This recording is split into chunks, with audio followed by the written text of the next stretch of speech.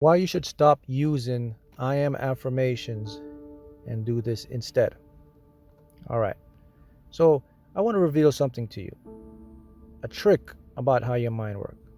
You see, the issue is no one really taught you how your mind works. So you've been doing things habitually based on others and these trends that you see happening. All right. Just because you see the trends and just because everybody's doing it doesn't mean it's effective. And I'm going to show you today why, if you use the words I am in statement forms, it is not effective in accordance to how your mind works to create reality. Let's get into it. So your brain basically has two components, all right? We have your conscious thinking, rational mind. And then we have the subconscious, the unconscious mind. Here is something I want you to know about your subconscious mind, and I'm going to cut right to the chase without getting too technical or too detailed. So your subconscious mind is basically a prover mind. Okay, it cannot tell difference, good, bad. It's like a computer. When information gets processed to the subconscious, your subconscious is generated. It's geared to go out and make it happen, to prove it to you. Now think about this. How can you get your mind to jump into gear and prove things to you or manifest things to you? Let me use an example. I'm going to show you how you do this. So if I say to myself, I am wealthy, I am successful, and you're not, here's what's going to happen. Your conscious mind is very intelligent. It can reason, it can deduce. The minute you say, I am wealthy, I am happy, but your current state is that which is not, you automatically create resistance because your mind will interject and create resistance. Your ego will come in and say, no, you're not. Stop. Why you're lying? That's resistance. There's no drive. Your subconscious mind, on the other hand, is just standing there watching the show, watching the play. It says, okay, all right, so I am wealthy. Okay, what's going on here? Where's the motivation? There's no motivation. There's no action. There's no desire. There's no inspiration. So here's how you do it. Now, if I say, why am I so wealthy? Why am I so successful? Why do things always work out in my favor?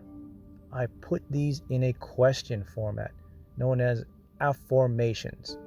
Now, here's the secret to how this works and why this is so powerful. Here's what happens. The minute I say, why am I so successful? Why am I so wealthy? Immediately, of course, my ego is going to jump in and interject. But here's the difference. When my ego jumps in to interject, the resistance will be severely limited. The first thing my mind's going to do is going to try to figure out, okay, why is he wealthy? Where's the wealth? It's going to start to prune or look around my reality. So now I distract the mind from creating huge resistance. But here's the most important factor. Guess who gets a jump start? My subconscious mind. See the difference now? If I say I'm wealthy, there's no inspiration. But why am I so wealthy? Why am I so successful?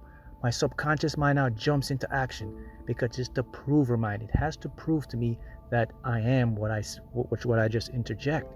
So now it starts to go out and look in my reality to bring it to me as an experience. Remember what I said. My subconscious mind, irrational, doesn't know the difference, good, bad, evil. See how powerful that is? So this is why you must start to use this method on how your mind works. Instead of saying statements, they're not going to create any inspiration. They're not going to create any drive because the creation process takes place in your subconscious mind. So when I start to say statements as, why am I so healthy? Why am I so wealthy? Why do good things always work out in my favor? What happens now? My subconscious mind now starts to say, okay, Mark, let's find it. Okay, why? All right, I got to get it together. I got to prove it to him.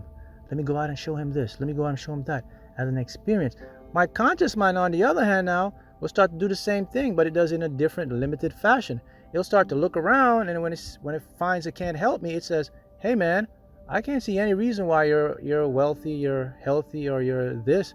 But that's fine, because the information has already gotten to my subconscious. And that's where I want to go, because that creates my habits and actions. I don't care anymore about my ego, because I bypassed it with the less resistance. I got it confused or I distracted it. So now I have the motivation, the drive, and the creativity from my subconscious.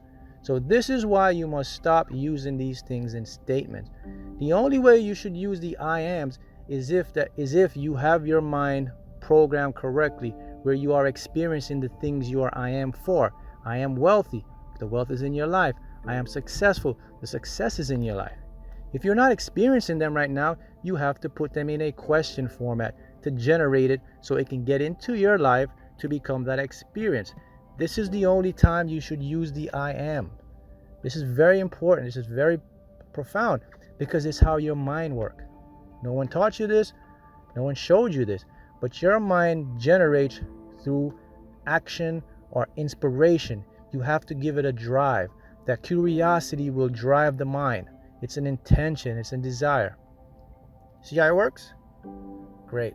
So now you can use this in your everyday, and you will see immediate results if you repeat this over and over.